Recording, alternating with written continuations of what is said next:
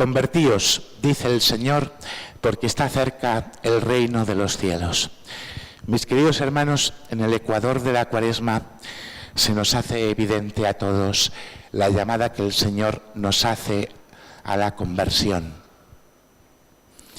Y fijaros, podríamos caer en la tentación de pensar que qué rollo, porque todo el rato es lo mismo, ¿no? Todo el rato es lo mismo. O sea, todo el rato hay que escuchar que hay que convertirse. Todo el rato es que el Señor me dice, conviértete, cree en el Evangelio. Es un peligro, hermanos, porque debemos aceptar que la conversión es un camino que hacemos mientras caminamos por este mundo.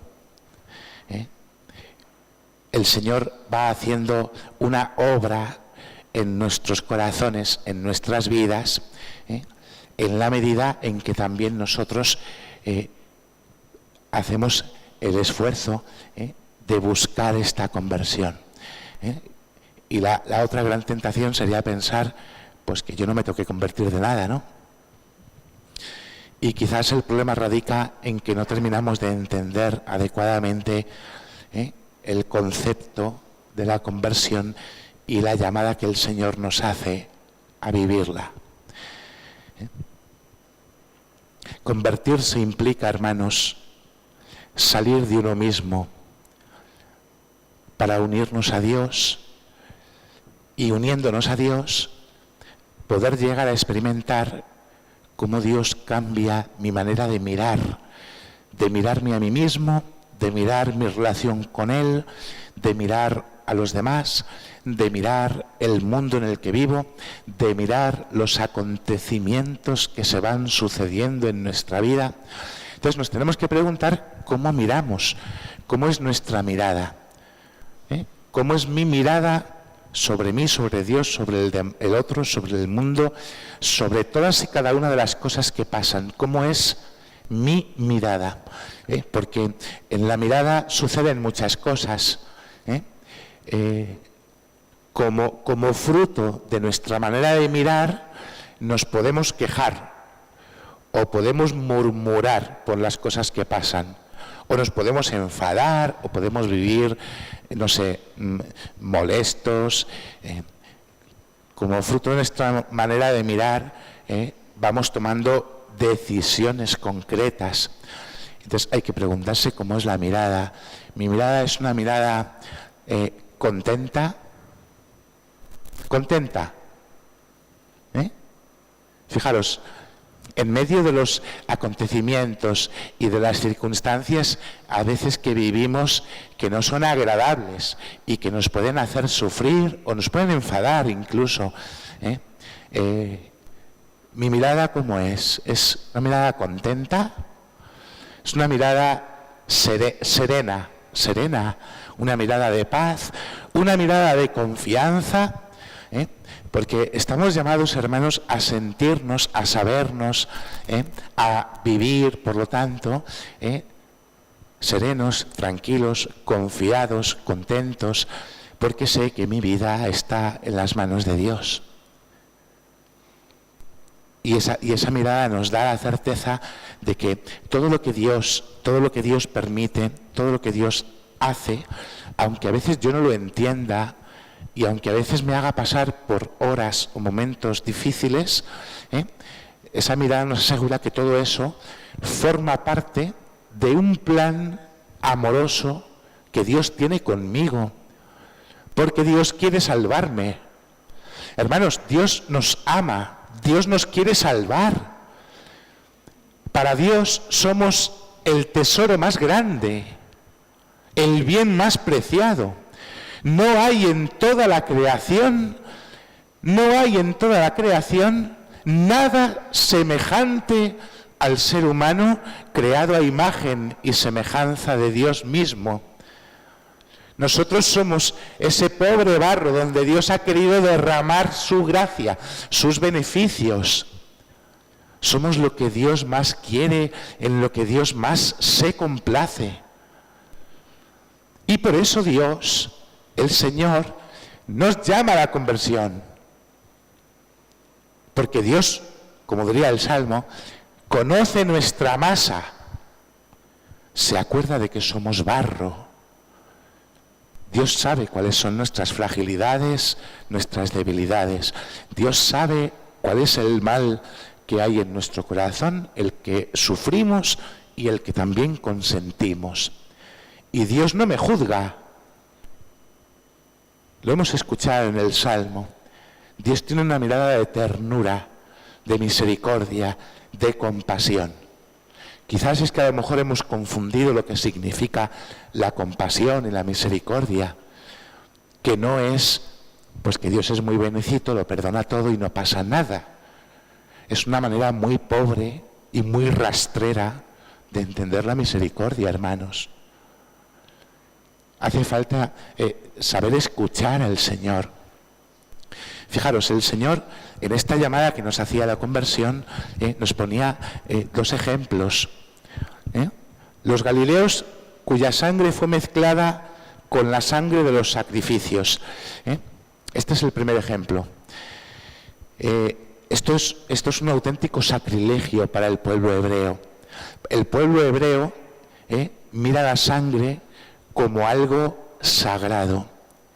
Y entonces es una auténtica aberración y es un sacrilegio que la sangre humana, donde los hebreos entienden que está presente ahí también el alma, es una aberración que esa sangre, la humana, se pueda mezclar con la sangre de los sacrificios de animales que se vertían en los altares, ¿no? Esto era un auténtico escándalo, un auténtico escándalo. Es como si nosotros ahora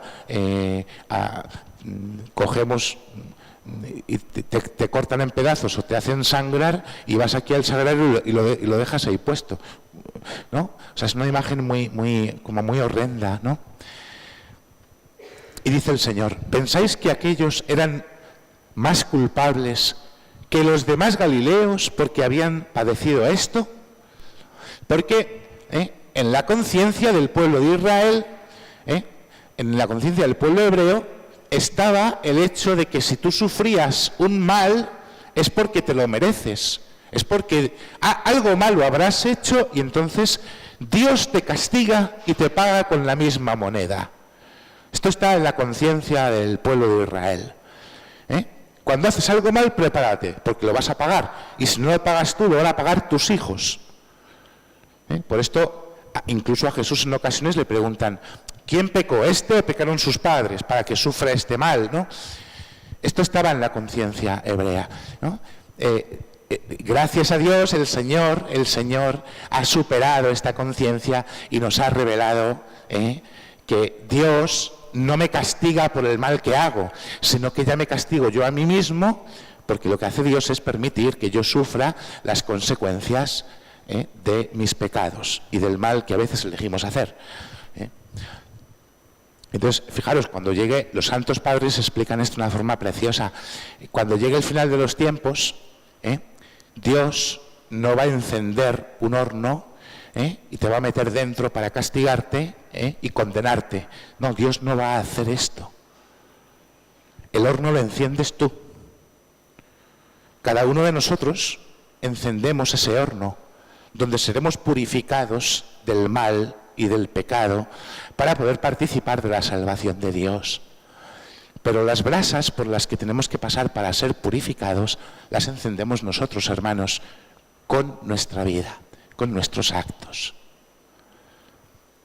Y por eso el Señor les dice a aquellos que lo escuchan: ¿pensáis que estos eran más culpables que los otros? No, no, no.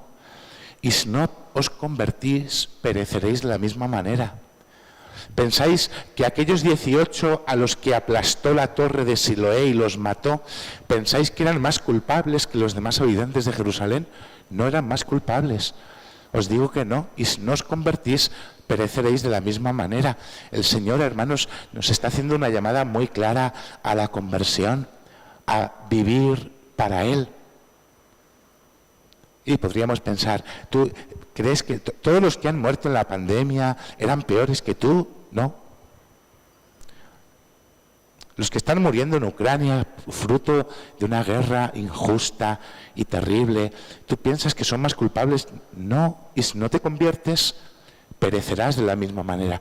Y hermanos, no es una amenaza, porque Dios no me amenaza. Lo que Dios quiere es salvarme, y por eso me llama a la conversión.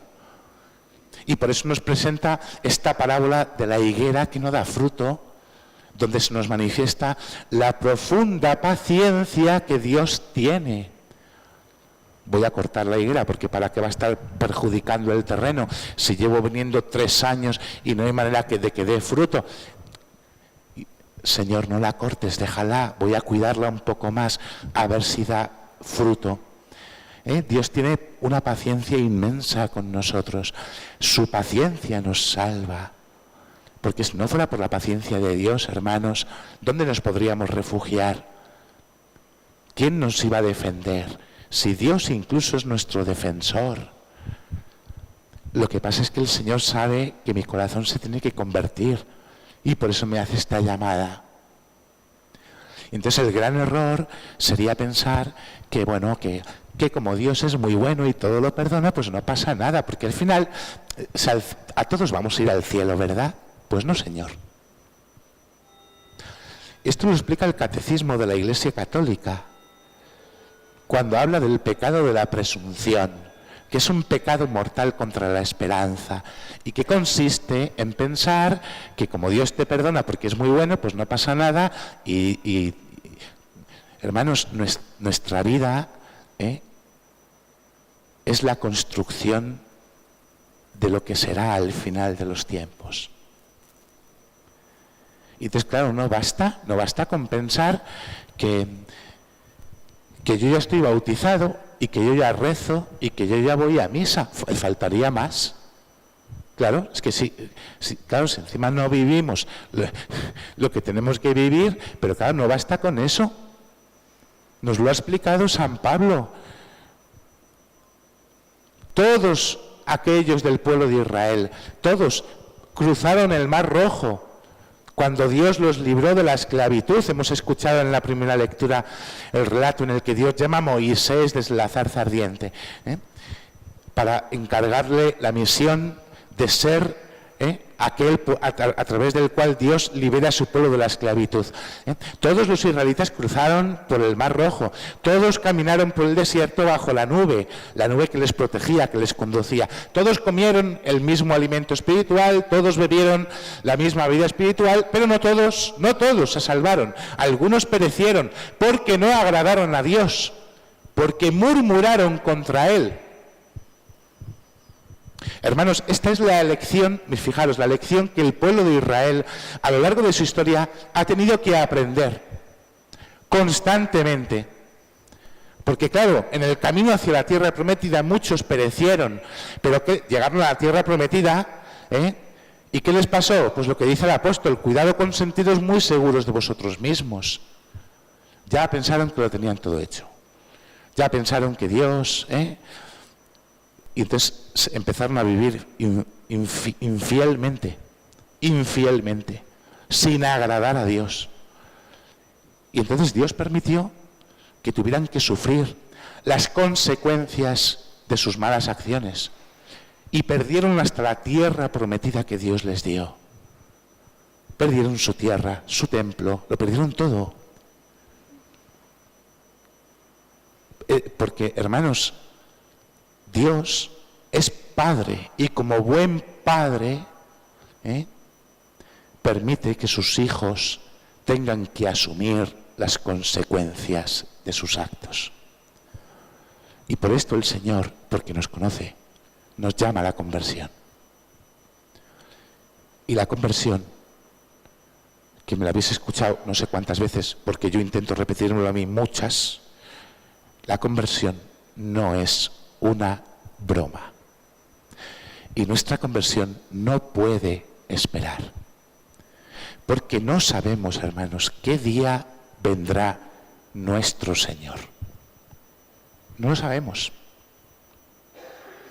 Tengo que confesaros que hace unos días, de repente me levanto, empiezo a prepararme un café y de repente miro por la ventana de la cocina Y digo, ¿pero qué está pasando? Y cuando me asomo al patio y veo el cielo rojo, os juro que pensé, a ver si va a estar viniendo el Señor. Oye, me fui a confesar y todo, que llevaba unos días pensando que me tiene que confesar, vaya, pero que dije que de hoy no pasa. Hermanos, es que no sabemos cuándo va a volver el Señor y si vuelve esta próxima Pascua. Porque la Iglesia tiene la esperanza de que el Señor vuelva en una Pascua, pero no sabemos cuándo va a ser. Y mientras esperamos estos acontecimientos y nos preparamos, tenemos que vivir esta conversión, porque como venga el Señor, ¿cómo nos vamos a presentar delante de Dios? A los que el otro día escucharon la catequesis de Cuaresma, les citaba unas palabras de un sacerdote que a mí me ha ayudado mucho. Decía, prefiero pensar que el Señor vuelve pronto y equivocarme que pensar que no vuelve y equivocarme. ¿Entendéis? Qué importante es que cada día, como Moisés, nos presentemos ante el Señor y le digamos, aquí estoy. Ayúdame, dame una gracia de una conversión sincera, que acabe produciendo los frutos que Dios quiere. Porque, hermanos, no se trata de los frutos que yo quiero, que suelen ser que todo me vaya bien, que todo salga según mis planes, que se vean colmadas mis expectativas y que esto suceda así o aquello asá. Se trata del fruto que Dios quiere, no de lo que yo quiero. Y el fruto que Dios quiere, nos planteamos que lo importante es agradar a Dios. Nos tenemos que cuestionar, hermanos, en las cosas fundamentales de la fe. En mi vida hay algo más importante que Dios. Habrá que empezar por ahí. ¿Dónde está puesta mi confianza? Al final es lo mismo de siempre. La Eucaristía es el alimento sin el cual yo no puedo vivir. Me esfuerzo por acercarme con sinceridad de corazón a pedirle perdón a Dios en la confesión frecuentemente. Le dedico al Señor tiempo en la oración para crecer en mi amistad con Él. Me planteo con sinceridad lo que el Señor tiene que cambiar en mi corazón. Si me tengo que reconciliar con esta persona, si no conviene, porque no es bueno que yo guarde rencor a esta otra. ¿Cómo miro a mis hermanos? Si tengo un corazón que tiene queja, o egoísta o murmura, ¿qué tiene que cambiar el Señor de mi alma? Hermanos, la llamada a la conversión es de verdad. Y mientras caminamos en este mundo, Dios con su infinita paciencia, misericordia y compasión, con su forma incluso de mirarme a mí, me atrae para que me acerque a Él y pueda Él, porque yo se lo permita y porque yo ponga los medios que tenga a mi alcance, que el Señor obre una conversión sincera, que haga que mi vida se convierta en agradarle a Él. Porque quien ama busca agradar a la persona a la que ama. ¿O no? ¿O no? Ayer escuchaba a un cura que le hablaba a unos matrimonios y les decía, ¿cuántos esfuerzos has hecho durante tu noviazgo para agradar a tu novio o a tu novia? Te has puesto guapo, te has hecho colonia, te has cuidado. Luego te casas y ¿cuántos esfuerzos haces por seguir agradando a tu esposo, a tu esposa, a tus hijos, a Dios? Es como cuando uno tiene un punto fuerte así de conversión en su vida, ¿no? El Señor te toca fuerte el corazón y entonces te enciende, ¿verdad? Y haces esfuerzos por agradar al Señor, vives con intensidad la misa, te confiesas con frecuencia, dedicas tiempo a la oración, intentas tener una mirada cristiana sobre las cosas y luego pasa el tiempo y parece que uno se adormece, se aletarga y uno tiene que preguntar cuántos esfuerzos hacemos, hermanos, por vivir la fe de verdad, de verdad, porque nosotros vamos atravesando pruebas concretas. Yo creo que la mayor prueba todavía está por llegar, y cuando llegue el momento de la verdad, que ya nos han llegado algunos, ¿cómo vamos a vivirlos? ¿Cómo vamos a afrontarlos? Porque esto no se improvisa. Las cosas importantes de la vida no las improvisamos, las trabajamos. Entonces necesitamos hacer un trabajo interior en el que el Señor nos va dando pruebas evidentísimas del amor que nos tiene, porque a Dios le importo, soy importante para Él. ¿Cuánto me importa el Señor a mí?